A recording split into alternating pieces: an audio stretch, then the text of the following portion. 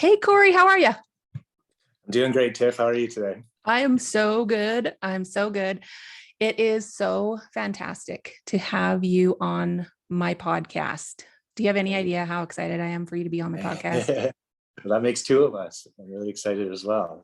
So crazy, crazy world because we follow each other on social media and we see each other and what we're up to, but we actually haven't talked or seen each other's faces for how many years?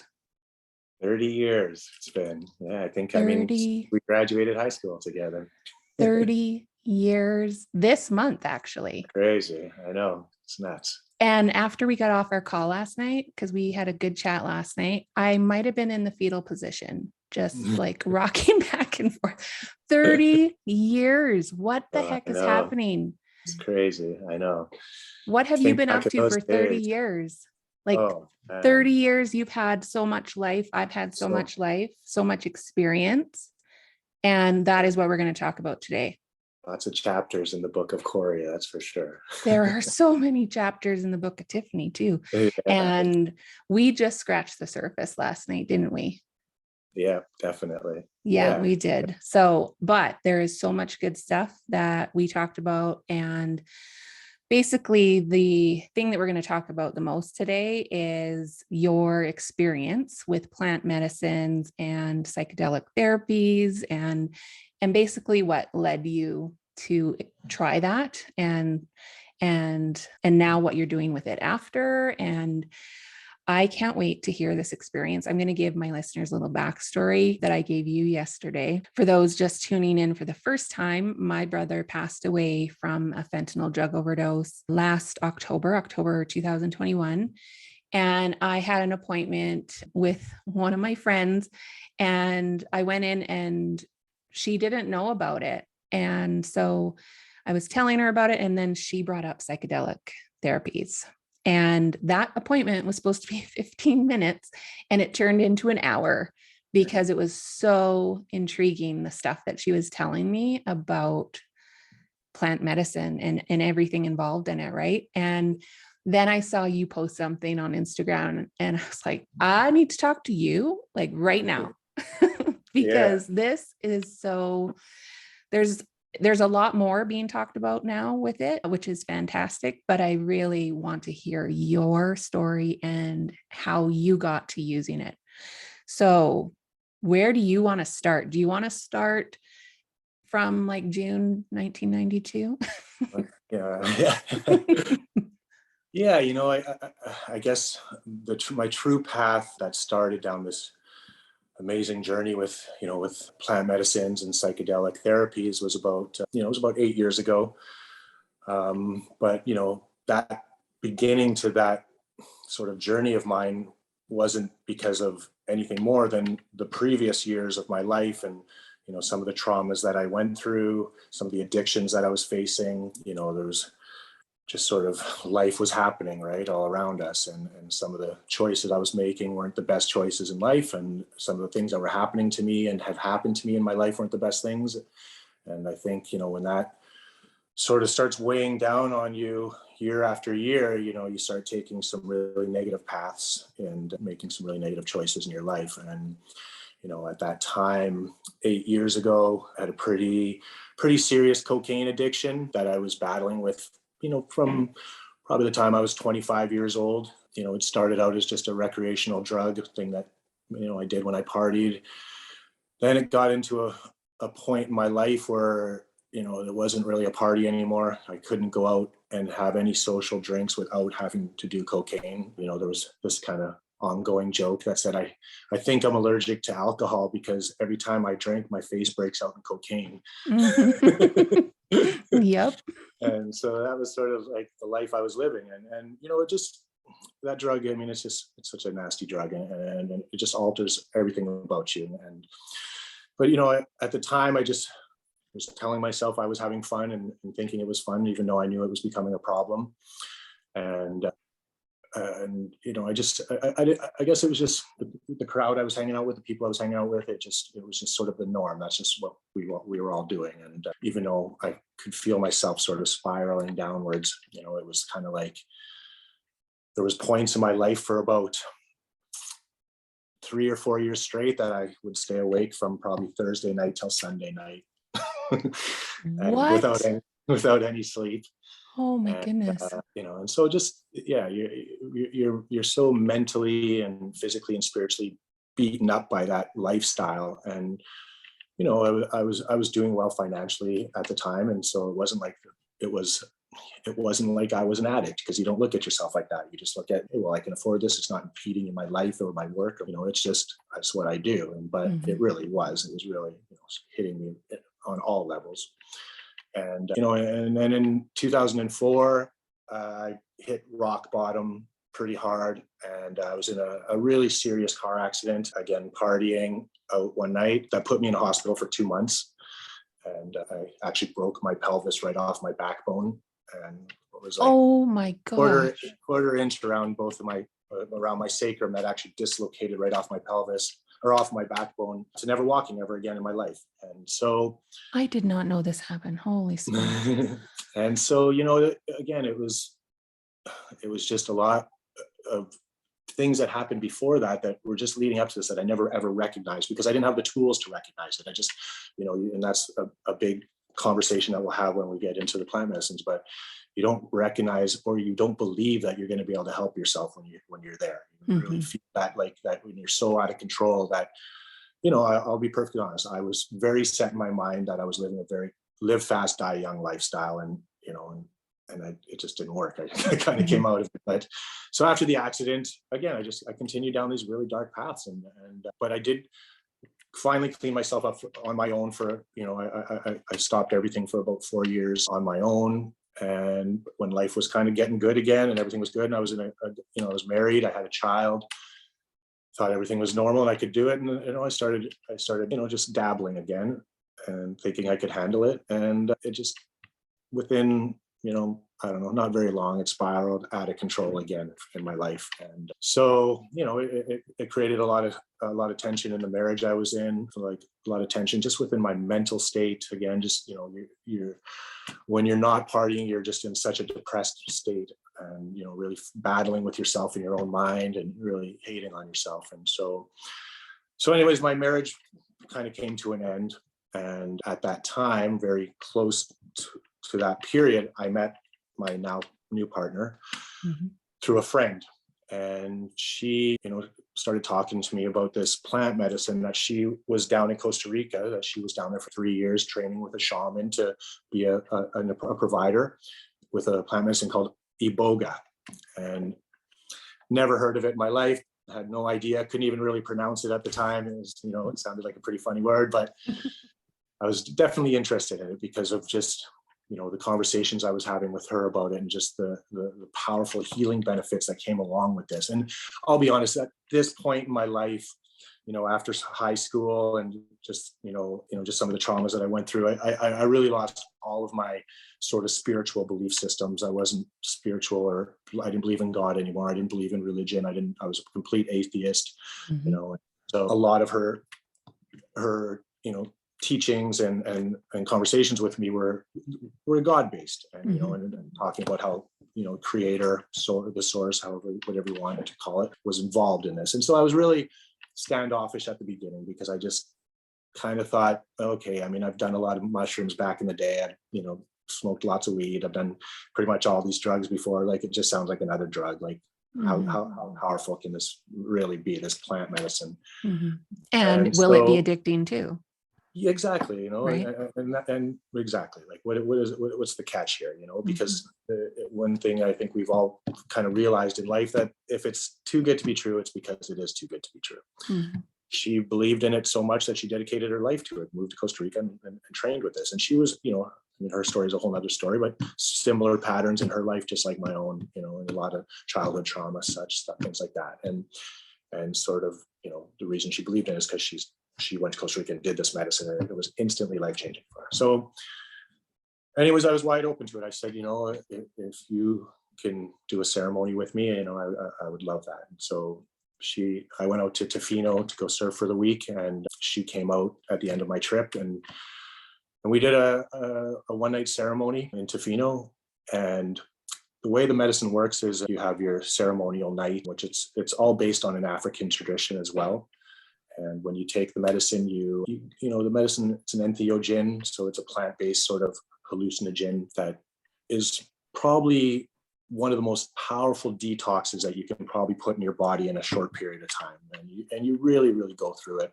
There's a lot of purging that happens. And at the time, again, like purging to me was always directly related to partying and that kind of stuff. I never really seen the spiritual side of it at that time. And I went through it. And for, 24 hours of, visionary experience, a lot of purging, a lot of like other detoxing that I was going through in my body was happening. And when the morning came and I was still awake laying on my mattress, like most incidences, you're kind of like, okay, now the morning's here, just like other drugs. And now I'm going to start, once these drugs start fading off, I'm going to start feeling really horrible. I'm going to start like, oh God. And it was the complete opposite. It was like nothing I've ever experienced in my life, because as the day sort of moved on, I just started feeling better and cleaner and more clarity than I've ever felt in my life. And I honestly felt so connected to something that I've never been connected to in my life. There was like this powerful refresh button that just got clicked on in my head that was like scrubbed everything, all of the negativity, all the bad thoughts, everything away. Mm-hmm. And within mid-afternoon, it was like, I was still awake at this point. I can honestly say I've never in my life, even before the partying and everything, and never in my life did I ever feel this good. Mm-hmm. There was something there. And mm-hmm. So, around 10:30 that night, I finally fell asleep, and I woke up in the morning, and her and I went for breakfast, and I literally felt like I could read minds. It was such a feeling that, again, I've never ever experienced or could feel. Like it was just the clarity that I had in my mind of everything, like the things I needed to remove out of my life, the things that I knew that didn't serve me anymore. Why were they there? And they were problems before. They weren't problems anymore. I knew at that point I could just get rid of them, and I did. Mm-hmm. That was one night of doing Iboga 8 years ago. I've never touched cocaine ever since. And, I've been around it. I didn't have to change my lifestyle. I didn't have to change my friends. I didn't have to change anything. It was just that it gave me the power within myself to say, it doesn't serve me anymore. Get rid of it. You don't need it. And I moved on, and there was a lot of other things that came along with that as well. A lot of anger issues that I was dealing with. I just had a whole new outlook on life. And so, the next day when we were having breakfast, I just said to her, I said, I don't know why the rest of the world does not know this exists. Like this could save our planet if everybody existed. And like for how I feel and just the clarity, the positivity, the everything that came along with that. How come I've never heard of this? And I said to her right there, I said, we need to open a center. We need to move forward with this and do this. I said, I will invest whatever you need, find a center. Yeah. And 6 months later, we opened a center out in Squamish Valley. And that is amazing. And it was called Sacred Soul Therapy House. Mm-hmm. And it operated for 3 years. And, in that 3 years, we helped and healed hundreds and hundreds of people from severe 20-year opiate addictions to, some of the most horrific child sexual trauma cases you could imagine, to sometimes just some spiritual awakening and sometimes just some PTSD but a variety of everything. It wasn't like it just focused on one ailment, it focused on all of them. And it was always depended on how deep you really wanted to go. And, and there was a lot of work that you had to do prior and after. And it's not like you take this medicine and you're good. There's a lot of post-integration that is really, really important, but we can get into that a bit later. But anyways, that was sort of the beginning of where my introduction was, a beautiful one, because it was Iboga, and my relationship with that medicine now has become so great. It's become a part of my life. It's, and it opened up all the other doors to a lot of the other psychedelic therapies and a lot of the other plant medicine therapies that exist on this planet that now I have experienced, and ayahuasca, psilocybin, for both of those being entheogens, but then with hallucinogens like LSD, MDMA, ketamine, all of these, what we used to call recreational drugs, have such a powerful place in our modern day And when we break that stigma away from them and people really understand the value of them on a microdosing or a therapeutic purpose, it really is, in my eyes and what I've experienced and learned, it could save this planet on so many different levels. It could change people that don't feel hope, that don't have hope anymore, on a level that gives them hope and gives them a pathway to say, hey, like, I got this, I can do this. Like, I actually finally found a tool that works with me, and so, And yeah. and a couple things. It's not just for addictions necessarily. It helps with addictions, but it also helps with just deep-rooted trauma in general that has caused depression, anxiety, all of those things, right? 100%. Yeah. The beauty of it is that because of how powerful it is on your, on your soul, and that's what you do when you're on Iboga, you do your Iboga ceremony, you kind of do two back-to-back ceremonies. And the first one's always called the detox. And the Bwiti, the African tradition, says that you cannot enter the spirit realm in our dirty sort of human states, with all the traumas, with all the things that we hold within our soul. You have to clean that out for you to be able to enter into the spiritual realm. And so you do your detox first, and then your second ceremony is called your psychospiritual. And once you do your detox and you clean yourself out and get rid of all the stuff that just doesn't serve you, and then you enter into that psychospiritual, whatever door you want to open is there for you. I've seen it from some of the worst sexual child trauma cases that were followed by multiple suicide attempts throughout their lives, to living a fulfilled, and we still follow up with a lot of these people, still living a fulfilled life that they never thought was possible, because that's what they were going in for. And the medicine has its own spiritual side to it, and that was another beautiful thing for myself, because I was an atheist. I didn't believe in I didn't have a spiritual side to me anymore. And so that part was a little bit difficult at the beginning. I was building a relationship and a partnership with this medicine and the center that my partner and I were forming. And it was all based on the belief that there is God and there is this source, connecting to source. And so I had to be shown, and when I'll share the story I shared with you last night. And so I would love that. I'd be honored if you share that story. Yeah, I'll try to hold it together. You don't have to hold anything together. And I know a lot of my listeners will know about this. So in 1992, when Jamie Quinn, which was my cousin, but he was like a brother to me. He was my roommate at the time, was killed in a car accident. He, that trauma that I went through, I never recognized. I was a young kid. I was living on my own. My parents were living in BC. You try being tough through that kind of stuff, and you don't realize the actual trauma how that impacts you. And when he passed away in that car accident, he was my roommate. So we got the phone call that morning. I was the one that went to the hospital and identified his body first. And yeah, that trauma that I suffered through, that was definitely a key factor to a lot of the negative paths that I took in my life. And I recognized that through my plant medicine journeys. But I never knew how to cure it. And because or not cure it, but deal with it. I didn't know how to get closure, I guess is the word. On seeing one of your best friends. Yeah. Your cousin, you grew up with him, your brother. It was like he spent more birthdays with us as a child than with his own family. Like we were always interconnected very deeply. So anyways, when I was getting into this plant medicine sort of path, or on this plant medicine path, that was one of my biggest things that I really knew that I needed to work on and really needed to have closure on. And so the first time I did my ceremony in Tofino, I remember thinking, it'd be really amazing if I got to see Jamie. It'd be really cool.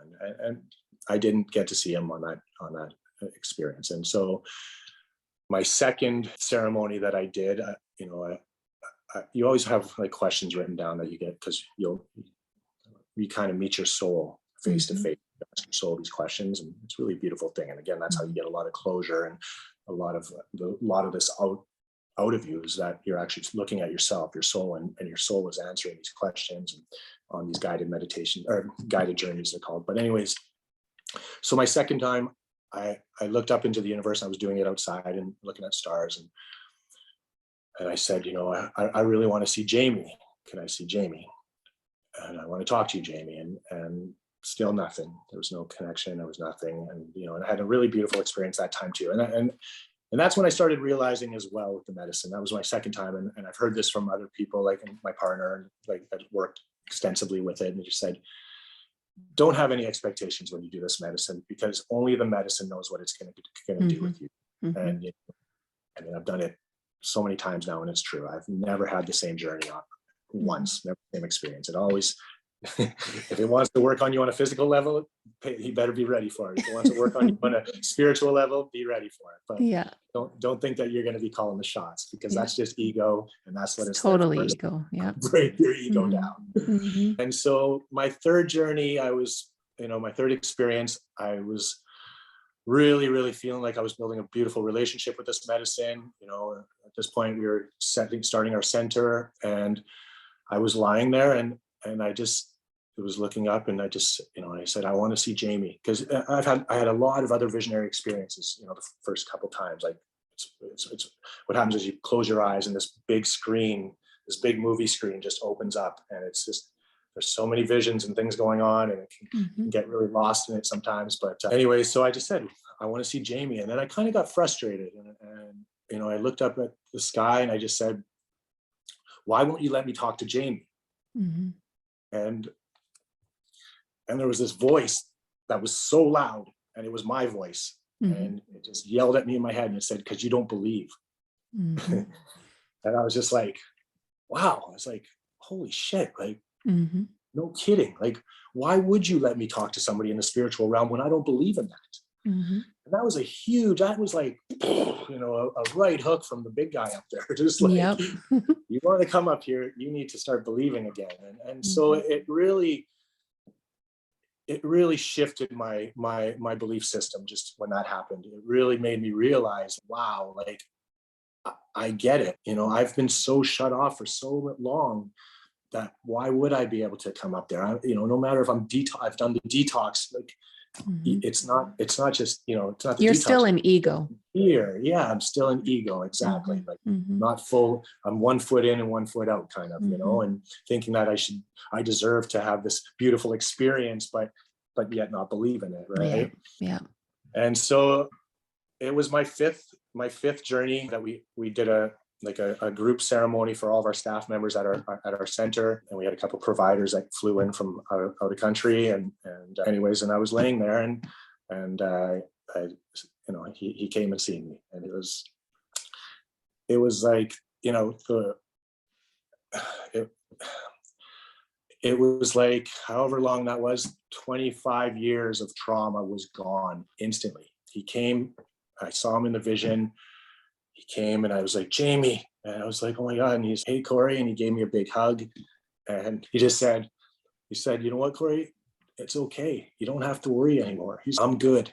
And I was like, oh, and I just started bawling my eyes out, laying on the floor. And, and I woke up, I went through my ceremony that night, and then, when I slept, and when I woke up, I haven't had any hard feelings about that situation in my life anymore. I actually finally got closure in it. I finally was able to see him and, apologize and because of what happened, and just see him, and he, when he hugged me and just said, I'm good. You don't have to worry anymore. And the crazy part was, he wasn't Jamie, 18-year-old Jamie. He was like a grown man. He was like this older man, Jamie. It was like really trippy, Yeah. But yeah, it was. And could you feel his hug? Oh, 100%. You really? The experiences that you have when you work with this medicine is, you can go back, and we talked a little bit about this last night. It's not just trauma that we suffer in our lifetimes. We have this generational trauma that we all hold, the cellular trauma that we all hold, that a lot of people don't really understand. And the truth is, like, we're holding trauma that our parents went through, and our parents are holding trauma that their grandparents and their great grandparents, it all passes down. We didn't just get our parents' looks. We got all the baggage. We got all of it along with them. Yeah. And, and so this medicine allows you to go so deep into yourself. And that's the beauty of Iboga, is it comes from a root of a tree in Africa. And it's sort of the analogy, like how it roots into the ground is how it roots into you. you're able to go into yourself, and you're able to meet ancestors. You're able to go meet your grandparents, your great grandparents, people that have passed away, people you've never met before that are, great aunts and uncles, and talk to them and apologize to them and forgive them. And that's the other part. It's not just getting forgiveness for yourself, but forgiving people too. We hold a lot of trauma because of things that have been done to us in the past, or have been done to, say, our parents, our grandparents. And when you apologize, or when you say to somebody, it's okay, I forgive you, it's just, okay, it's done. I don't have to deal with that anymore. I don't have to worry about that stuff anymore. There's a lot of power in forgiveness. 100%. It really is. And that was another lesson that I learned, is forgiveness it's key, because if we don't forgive, that's just another thing that we're holding on to that doesn't serve us. And that's the whole key of these plant medicines, is shedding these layers that we've been holding for so long, and that don't serve us, that we don't need anymore, and so that's sort of the beginning stages. What's the other one? So iboga, and then the one ayahuasca. Tell me about that one. Yeah. Another amazing, beautiful plant medicine. This one comes from Peru, South America. So a lot of the tribes people work with it down there, all the shamans, that's kind of their medicine. And there's iboga is considered the grandfather of all plant medicines. Ayahuasca is considered the grandmother of all plant medicines. There's a beautiful union that happens when you've done both of these medicines, because I would say that the most powerful part of both of them is connection. Iboga helps you connect to yourself, connect to your, again, generational, people, like your family, soul, back to your soul. Yeah. And ayahuasca allows you to connect with the universe and God, the source. So you get launched into the ether, into the universe, and you can talk to God. You can have direct conversations with God. And so those two medicines, when you think about that, are just, again, no wonder they're a grandfather and a grandmother, because that's exactly how our grandfathers and our grandmothers were with us, and, a beautiful union. And so there's an analogy that goes along with those two. Iboga, again, the roots. So it kind of roots you down, makes you deal with inside yourself, like roots into you. And ayahuasca comes from a vine, which shoots you up. And so it's kind of, that's how you So do you take them within the same ceremony, like within a couple of days, or how does that work? No, it's two completely different ceremonial sort of traditions that these follow. Okay. Iboga comes from Africa, it's a deep-rooted African tribe called the Bwiti that discovered this thousands of years ago, and ayahuasca is down south, like I said, South America. So, when I say the union, I just mean when you're looking at finding perfect healing within yourself, I highly recommend discovering both of these at some point in your life, because you'll realize the big difference in the both of them and what they're doing. But when you bring them together, it's just that perfect union of what you need in your life. So tell me and my listeners about your experience in Africa, sitting across from the tribesmen. So shortly after we opened our center, my partner and a lot of the other providers that trained with the shaman down in Costa Rica, he moved back to Africa and set up sort of Muginda's village there. And they all kind of were planning a big trip to kind of go do some more training with him and just check out his new village. And my partner and I, at the time, we actually donated the money so he could build a brand new temple for when we came. And so it was really amazing to see this beautiful temple that was built. Awesome. And so, it was an amazing life experience. It was no vacation. It was not like, you didn't go on a safari. We're gonna go see zebras and giraffes, and nothing like that. Yeah. You're in, Central West Africa, in a little country called Gabon, and very, very rough, very, very rough, rooted into the, like, very traditional, very, like, they live in the jungle. It's it's no messing around. Like, they're very tough and, very strong people. But it was very, very challenging at times. There was no showers and, things like that. There was no, like, the food was, you questioned what it was most days. But we went there for a few weeks and lived right in the jungles with Muginda in his village. And, it was like really beautiful ceremonial parties at night. And these people are so like, they're just on such a different wavelength than we are over here in the West. Like there is no night and day to them. It's not like they're up in, during the day and then, having fun at night and then they go to bed. When they start like partying and having ceremonies, they last for days, like days and days. And Really? it's mind blowing because you just, and they eat iboga as well, but more ceremonial. Like they don't hold any of these traumas and stuff that we hold over here. So, again, such a beautiful gift for us to receive something like that from way over there, to understand how it can help with the Western culture, because that's not the way they use it over there. Right. And so yeah, there were some really beautiful ceremonies. I did my rites of passage and my initiation into the Bwiti tribe. The rites of passage is so it's basically bringing people from boyhood to manhood. So there was 13 Western men, and the women got brought to another village for their rites of passage. Mm-hmm. And so there was 13 of us Westerners, and then there was 14 or 15 Africans we were all kind of thrown into the temple together, stripped naked, little sort of African towel put around our hearts. And it was 4 days of pretty much like a concentration camp. Muginda, when we all got into the temple and they stripped us and took our clothes and put us in these things, he walked in and he just said, I know up to this point we were friends, and you guys respect me as your shaman. He's but no more. For the next countless days, you're not going to like me. Because the whole point of this tradition and ceremony or this rites of passage is to break you. And he said, and trust me, we will break you. Yeah. And I was just like, oh God. What the heck? I just wanted to come to Africa. Where's the zebras? Yeah, it was really, really intense. We're not supposed to talk too much about it because custom in the tradition, but I will say that there was physical beatings, starvation, just a lot of mind stuff that they would mess with you. No sleep for 4 days. It went on. Shaved our heads bald, covered us in palm oil. We did this one crazy ceremony where we met this African god, but we couldn't see him because they put this medicine in your eyes that blinds you for about 5-6 minutes. And we all got cut very deeply into our arms. There's an eyeball that we all got right here, and then 3 really big deep cuts here that were scarred for life.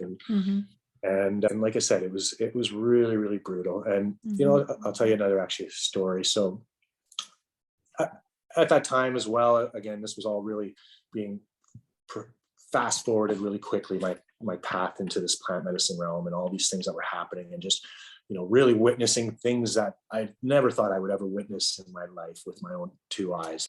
There was just a lot of like manifestation that was really coming true. My connection to the universe was stronger than ever. And so it was day 4 after of like sleeping on a concrete floor in the back of the temple. Like I'm talking like spooning with the African guy in front of you and the Westerner or African behind you spooning with you to stay warm. Because there was no blankets. It was like sleeping on like concrete and just freezing cold at nights and shaking. And then they'd come in the middle of the night and wake you up and come out and like throw you in these mud puddles and do these like this crazy ceremony with you and bring you back and put you back in the room. And it was, but anyways, so on the 4th day, I was laying on the concrete floor and I went to get up and I couldn't. I had nothing left in me. I was physically, mentally, spiritually beaten down. I was broken. I was just like, and I kind of fell back on the ground, and I was looking up at this top, the ceiling of the temple, and I pictured my son Logan, and and I said to him, I just said, hey, I'm doing this for you. I'm doing all this for you because I want to be a better father to you. Like I want to share that, I get rid of all these things, all this shit that doesn't serve me anymore, because I want to be the best father to you that I can be. And, that is. Anyways, I didn't think much of it at the time, but it was it was really, really, it was a really deep in my heart sort of emotional thing that was coming out of me about that. And anyways, we got up and the ceremony ended that day or the rites of passage ended around 5:00 that night. And then it was just pure love. I mean, the guys that would come from other villages to like punch you as hard as they could on the top of the head, or whap your knuckles with bamboo, or give you the craziest back slaps that you've ever had, 20 in a row, things like that. It was just brutal. It was all love, it was all like you were part of them. You finished your rites of passage, you were a man. And and the whole point of that rites of passage for the African, there was 6-year-olds that was get put through this, just like us grown men. There was 6-year-olds they do it twice. They do it 6 years old and 12 years old. And they got to, you live in the jungle of Africa, you got to be tough. And the whole point of it was to break your mindset that fear exists, because it doesn't. It's a mindset. That's what the whole point was. And it was true. Like after you come out of it, you're like, I get it. Fear's not real. I make it up in my mind. It's like the things we fear. Why should we fear them? Really? What am I? I'm afraid of death. Why would I be afraid of death? I don't know what's going to come after this. I can hope that there's something, but why would I fear that? I fear, so it was really, we came out of it with this really, wow. Anyway, so it was all love, and it was a little celebration after. And so that night I called my ex-wife and just, I just said, how's everything going there? And I kind of filled her in on the last 4 days of what was going on. And she's, oh my God, Corey, I'm kind of tearing up over here. And I said, why? What's going on? And she said, well, it was so weird. She's like, today I picked Logan up from school. And she goes, he goes, Mom, Dad came and see me from Africa today. And she goes, what are you talking about? And he said, yeah, he gave me a hug, told me he loved me. And then he went back. I seriously burst out in tears. Like, I was just like, oh my God, like, you have no idea. And then I told her the story of me laying on the floor broken and like having this heartfelt message to him, and he got it. I have received that full message. body goosebumps, like on top of my goosebumps. It was again, and for myself at the time, it was like, okay, I came to Africa. So, and what was the big lesson I believe in now? I believe there is a God. I believe there is this source. I don't know what it is. And again, we were raised in a Catholic school. I love that everybody has a belief system, because we all need it, whatever that may be, whether it's religion, whether it's spiritual, whether it's just believing in the universe. But that right there was, I have never thought twice about it ever again. My love for God and my spiritual side after that was, there's no questions asked. How can you doubt it after that? Right? Totally. Oh my goodness. So, okay. That is, honestly, I'm still got goosebumps over here. Oh, thank you for sharing that. That is intense. Was it the same experience for your partner in the women's side? It was, yeah. Unfortunately, a lot of abuse from the women. They different sort of things, obviously, because they're women that like they obviously weren't going to shave their heads bald like they did to all of us men. And the ritual where like they put us on a log, and we always had to sit like this, no matter what. Like at any time of the day, we had to sit with our heads down like this, no matter where we were at. And if you lifted your head, you got a knuckle to the top of the head, or they made an example of you. Yeah. Anyways, so we were all on a log, and they covered us in palm oil, and then in the jungle, you would hear these drums going, and you're just like kind of like looking up, oh God, like what's coming? And I was probably like 10th person on the log, and all of a sudden you'd hear all this chanting and screaming and drums playing, and then all the Africans like in full like African face paint and their whole outfits and come running up, and boom, they grab the first guy off the log and throw him over their shoulder, and they all go running as fast as they can into the jungle, and you're just like, oh my God, what is coming? And it was just one by one, they started, like every 10 minutes they came running up and plucked another one, and that's where the big ceremony sort of took place, where we got the carving in our arms. And I actually posted a picture on my Instagram account where it says, "Let's go to Africa," she said. "It will be fun," she said.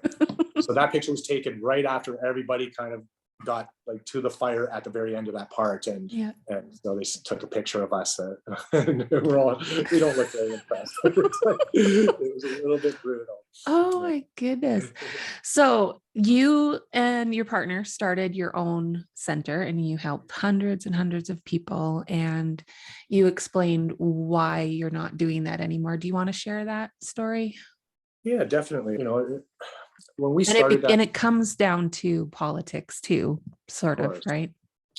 Unfortunately, it usually does. And when it Yeah. comes to, these sort of modalities and being Yeah. able to work with them up here in Canada. But yeah, at the time when we started our center, Sacred Soul, Iboga wasn't illegal up here. It was just unregulated, which meant you could work with it, kind of behind closed doors, because they just didn't really know a lot about it at the time. But, you couldn't run a fully insured company. You couldn't get insurance or things like that for what you were doing. It was still about as high risk as you possibly could do, because the truth is, even though we were doing a lot of really, really great work, and the team we had a full medical team that worked for us. So every ceremony there was, we had our paramedics that were on site all the time.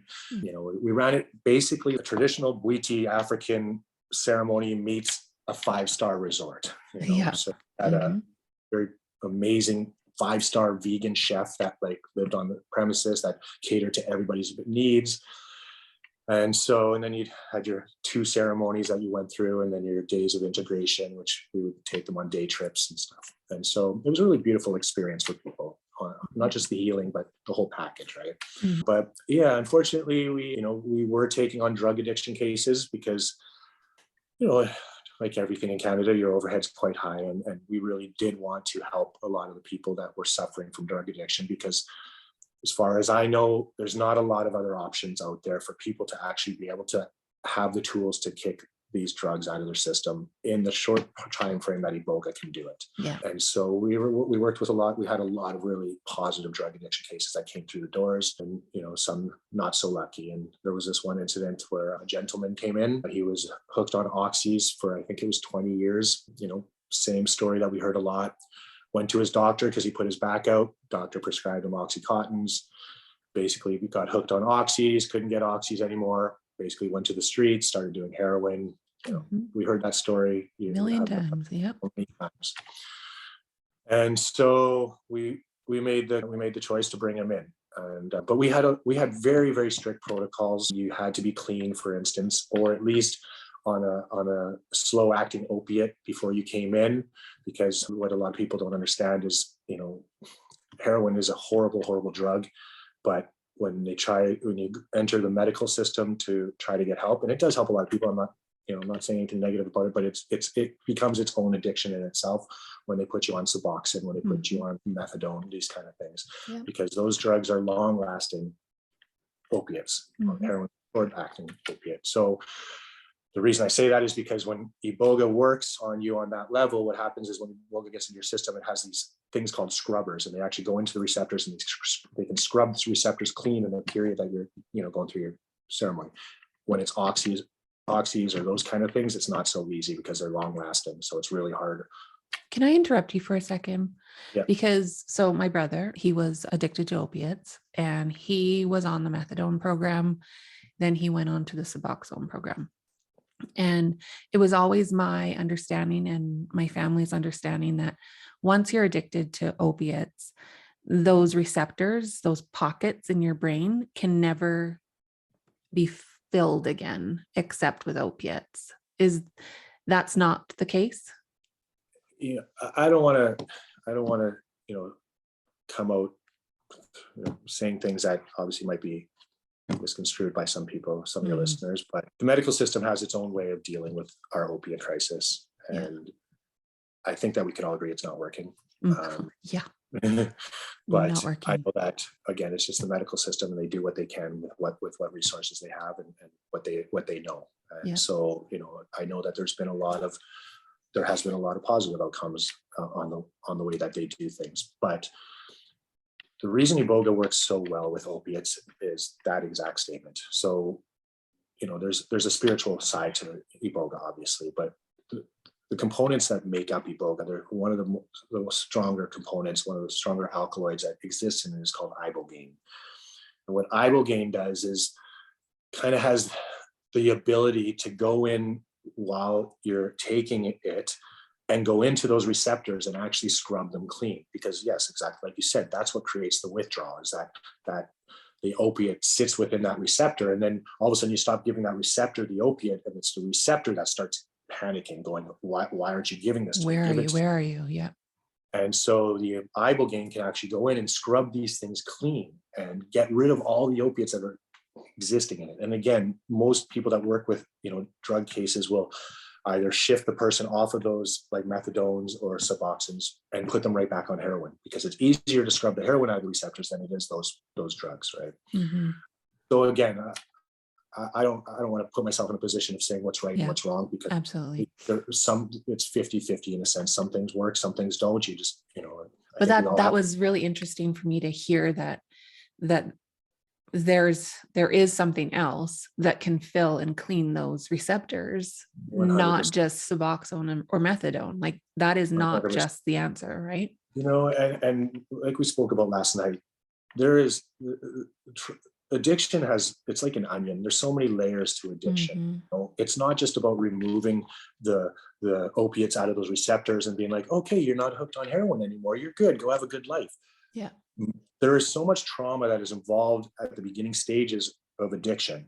And if you don't start working on that, the pre-addiction and the post-addiction, after you do these treatments, you're just going to fall back into the same place, because the reason most people become addicts is to bury that pain that has been buried for so long. Like myself, I get that. And if you don't really get to the root of that problem, it's just going to keep coming back. It's just, so it doesn't matter what plant medicine or what drug you try to get off. If it's not taken into sort of a multi-layered sort of approach to help you, post-integration is such an important factor after you do these plant medicines. It's the most important part of this, is the post-integration and the pre-integration. So yeah, I think it's just our system just, it's a real Band-Aid effect. I think that we like to make it look like we're trying to help. And like I said, sometimes it works, but from what I've witnessed with plant medicines and what I've seen with my own two eyes, not just what I've heard, but what I've actually witnessed in our center and heard stories, thousands and of your stories. own experience. And my own experience, and it's just, it's undeniable of how powerful this is. And, and if your listeners are interested, I have a couple places that I can, recommend. Yeah, absolutely. Let's hear that. Opiate treatments to also just if psychospiritual, which is, depression, post-traumatic stress, maybe just some really wanting to get connected again. Maybe it's just depression, whatever. But I can give those to you or mention them later. But anyways, going back to why we shut our doors is, unfortunately, this gentleman came in. He showed up at our door, and it was pretty apparent that he didn't follow through with the protocol that we asked. He was already going through pretty bad withdrawal at the time. And we just, we really wanted to help this guy. This was like, months of back and forth with him and working with his family and trying to, get him on board. And anyway, supposedly he disappeared for a week before the treatment, and his family didn't know where he was. Oh dear. He showed up at the door. We didn't know if he was showing up or not. And he did. He showed up at our door, and we're like, let's just help this guy. We can help him. Let's do it. And anyways, he came in and he did the treatment, but he was an older gentleman and he was also on heart medication. So, there's a full screening that any legitimate ibogaine or iboga center or ayahuasca center will do before bringing you in. So if somebody offers to do an ibogaine or iboga treatment with you and they don't have a medical staff or a screening process, do not do it, because you cannot take this stuff lightly. There has been a lot of people that have died from iboga treatments. I want to say a lot, but there has been people that have died from iboga treatments because of not doing the proper protocols at the beginning. And so we took it very seriously, but we just felt a little bit forced at the time because he was at our door, and he was going through withdrawal. We just said, let's do it. And so, we put him through treatment. The treatment worked, but it was just, again, we had a full medical staff, and just some of his, his signs were kind of like depleting a little bit that we started noticing. And our first and foremost protocol is, if it's something that we feel is a risk to his health or his life, we get him to the hospital right away. And we chose to do that. So we called an ambulance and we had him brought to the hospital, and he survived. And sadly, as soon as he got to the hospital, they misread what was happening to him, and they thought he was going through severe withdrawal, which was not the case. And they put him right back on opiates and put him on methadone. And he followed up with us after the treatment, called us to thank us for everything we did. And he said, I'm so upset with what happened there, because even though I felt my body was kind of like, not doing well because of my heart medications and stuff, he said it was the first time that I actually didn't feel any need to want to do drugs. He's like, I didn't feel I needed to take oxys or anything. He's like, it was the first time in 20 years that I felt that. He's like, but then I got to the hospital and they were telling me, no, you're going through withdrawal. This is what you need. And he said they put him back on methadone, unfortunately. And unfortunately, he was right back on the drugs again. So Yeah. it was quite sad. But anyways, because of that incident, yeah, we kind of got notified Health Canada, obviously, because somebody had to go to the hospital with what we were doing. And Health Canada wasn't against what we were doing. It was just a book of here's what you need to prove to us of, and all the things. And one of them was insurance. And so we made a conscious effort at the time that, we were also quite exhausted running these centers. And I have so much respect for the people that do this work because, when I first got into that, I thought it was really cool and it was going to be fun. And, and when I seen how exhausting it, because you were there to literally pull all of that negative energy from those people. That's what your job is, to, absorb that energy, but also be able to put up a shield that you're not your own shield. Yeah. And it's quite impossible to not do that, And so we all were quite burnt out at that time. And, it was enough. We felt we seen the quality of our lives actually depleting quite quickly. And, it was kind of an effort to say, do we want to continue? So we still continued. We opened a different center for about 8 months to a year, and up in Pemberton. And but we didn't take any drug addiction cases. It was just all psychospiritual, which was nice. It was nice to work with people that were just there to really get in deep on some of the past traumas they've had or depression, those kind of things. So, and you helped hundreds of people in that time. Yeah, and that's something to be so incredibly proud of, right? Definitely. Like all those hundreds of lives that now can do something and share their lives with other people, right? That is huge. Yeah. It was beautiful to, I've never been in a position in my life where I had the opportunity to help people like that. And it's one thing to, help somebody, lend somebody some money or, do something like that's a good deed kind of, but again, when you really scratch the surface of some of the traumas that these people suffered through their lives, it really just, it really made me analyze a lot about humanity and just the world we live in, and just, why and how people can do that to another human being, or, what would possess somebody to do those kind of things, and so it was really hard on the soul as well, like for us. And, luckily, because we worked with the medicine, we were able to, continue taking the medicine quite often. And, every ceremony we would take medicine with the guests so we could connect with them and, really have this really connection. But yeah, it got to a point where enough was enough.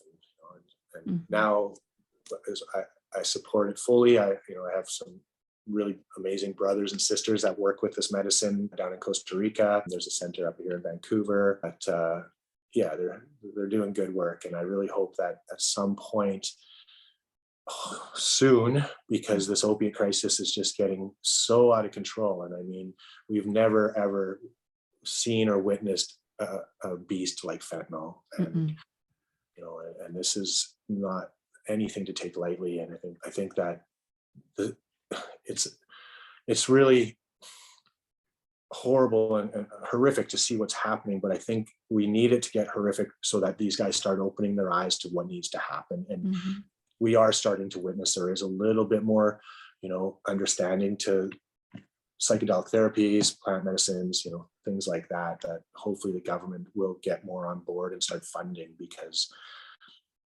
we, at one point, there was our center and 3 other centers, if not 4 other centers, that were running up in Vancouver alone. And now none of them exist because of the regulations. They've all moved up.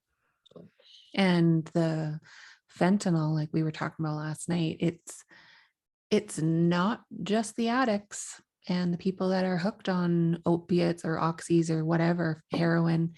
It is everybody that might try cocaine. 100%. And it's laced. It's in there. Your weekly recreational party, party guy is like now at risk. the young kids that are going to raves for their very first time are at risk. Like everybody is at risk. And so this is not just a social problem of, oh, it's just the people that are living, homeless kids that are living down and out. No, you could be coming from a family of lawyers, and your kid could be out one night and buy drugs from somebody they don't know. And that could be it. And let's be crystal clear. The amount of fentanyl is minuscule, and it kills you.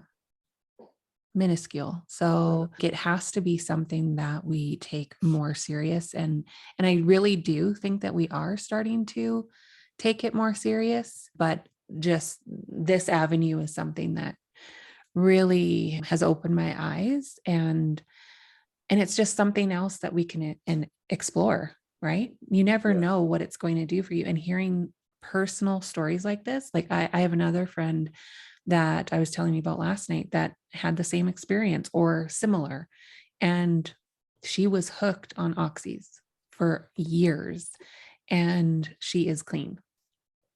And so when you start to hear people that you actually know and the experiences that they've gone through, you need to actually listen and pay attention and respect that worked for you. And it might work for other people as well, right? So I am so grateful that you shared this with me and my listeners. Some of it very hard, and it takes a lot to share these kind of vulnerabilities. And I'm just so grateful that you shared it with me. I really, really am. I hope you know that. Yeah, thank you. I appreciate it. I'll be honest, I love talking about this stuff. I'm a huge psychedelic therapy advocate. Again, I've witnessed things in my life that I never thought were possible. And when I see, again, this breakdown, this systemic breakdown that's happening all around us, because there's so much pressure nowadays on the kids, on this trauma that's even just going to come from our children through this COVID when they get older.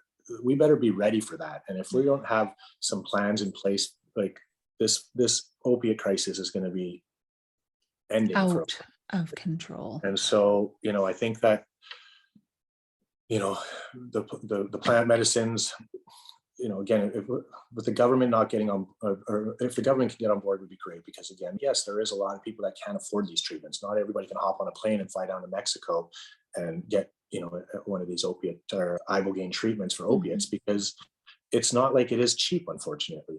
But that's just because they don't, a lot of these guys aren't doing it to make money. It's just their overhead is really, really high. It's, it's not a cheap process. But if you had the government on board, and the amount of funding that they put into other components of addiction, it's like, start putting into things that we know work, like research this, understand it. Sure, it will take time, but once you can understand it and see the positive benefits of it, and if you can connect the two, and that's the other thing that I think is really, really important, is there's the traditional aspect to these medicines that is very, very important. But you need to connect it to the medical system as well. You need to, you need to have a treatment center where you can give a patient ibogaine and watch them go through the withdrawals and the process of that coming out of their system while they're hooked up to medical equipment, and checking their monitor them, monitoring them while they're going through it. So it does exist in Mexico, but most people that do drug addiction sort of cases with ibogaine, it's more based on the spiritual side of it, or the ceremonial traditional side. So there's a lot that can be done, but I really feel every day, I'll read something or see something on social media, and just the doors are starting to open, because I think we are becoming a society now that is kind of getting a little fed up, and we really are starting to look at alternatives.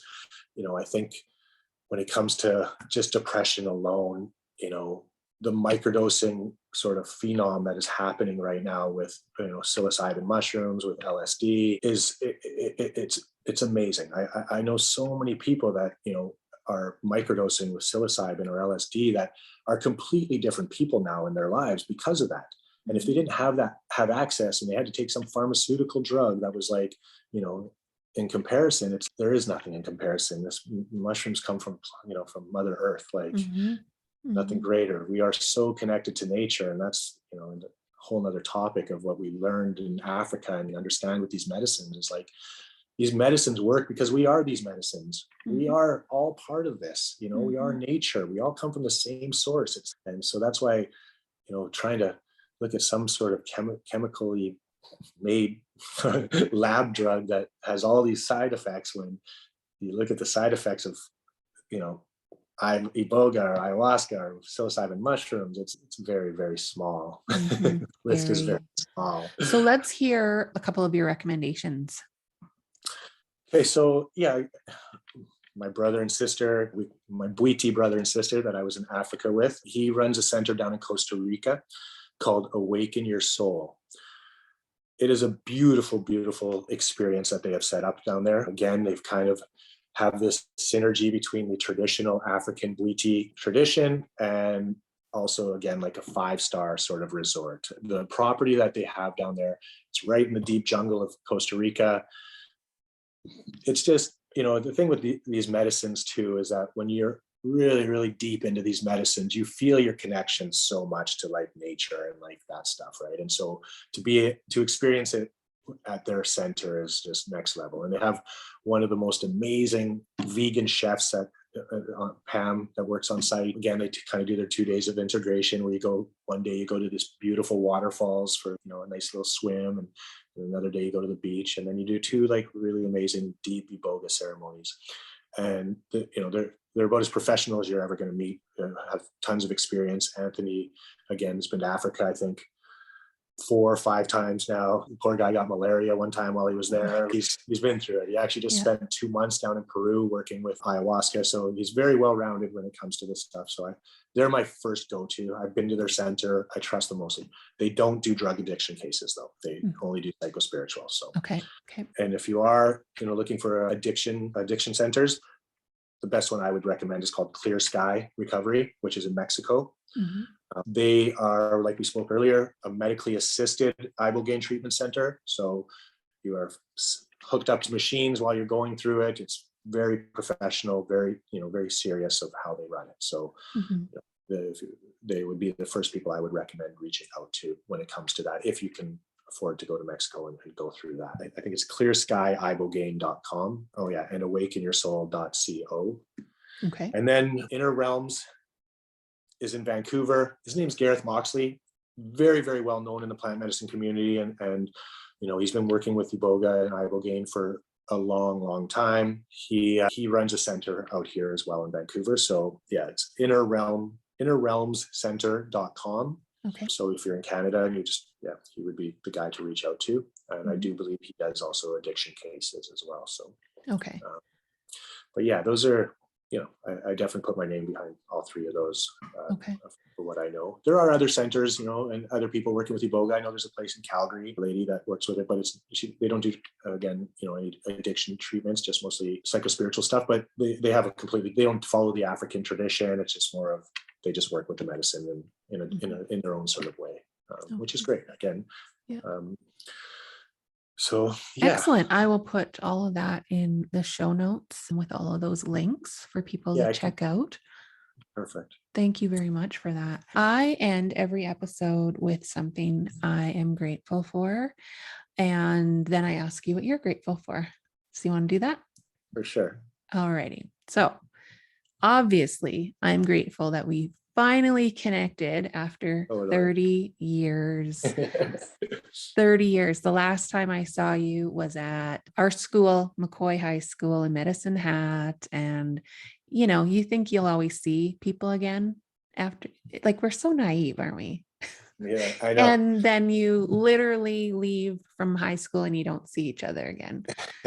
So it has been so amazing. I'm grateful for social media. That's the only reason I'm grateful for it. That is the only reason. Yeah, I'm not a big fan of social medias, but I love like that it's kept all of us connected to a level where we can do things like this. It's not, you know, so I think that social media is one of those things where like you get out of it what you want out of it. And that's all I want out of it, is just connection with, you know, with people that I want to connect with. So. And that is, I just finished having this conversation with my cousin yesterday, actually, is I'm taking breaks. Like I've told myself I'm taking dedicated breaks from social media. Probably like I took one back in February for a month.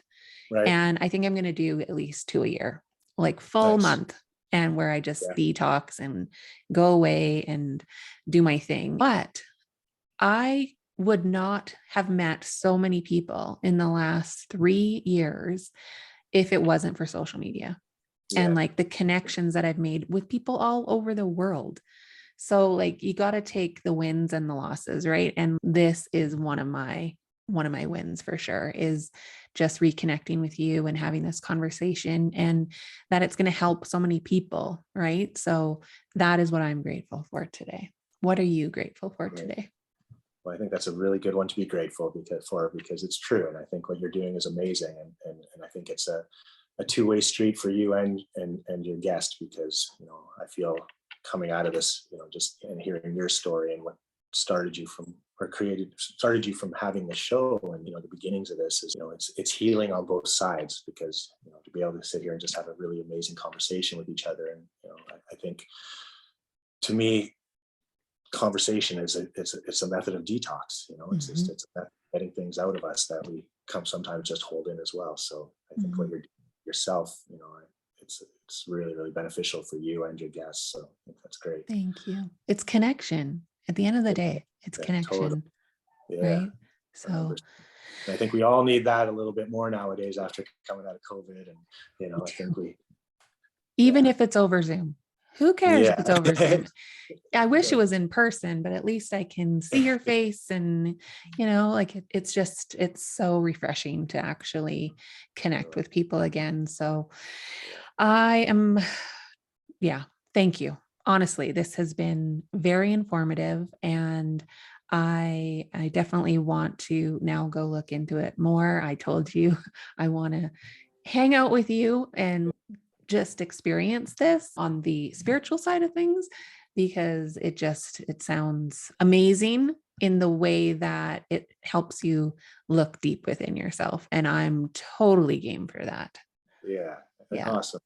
If I do hear of any opportunities that might pop up here, because again, there's a very large community that we have out here of people that, have worked with these medicines and been to Africa, and but just don't have the opportunity to do them up here legally. But every once in a while, somebody will throw a ceremony together, and I think that, yeah, when I hear of one, I'll definitely let you know. Hook me up.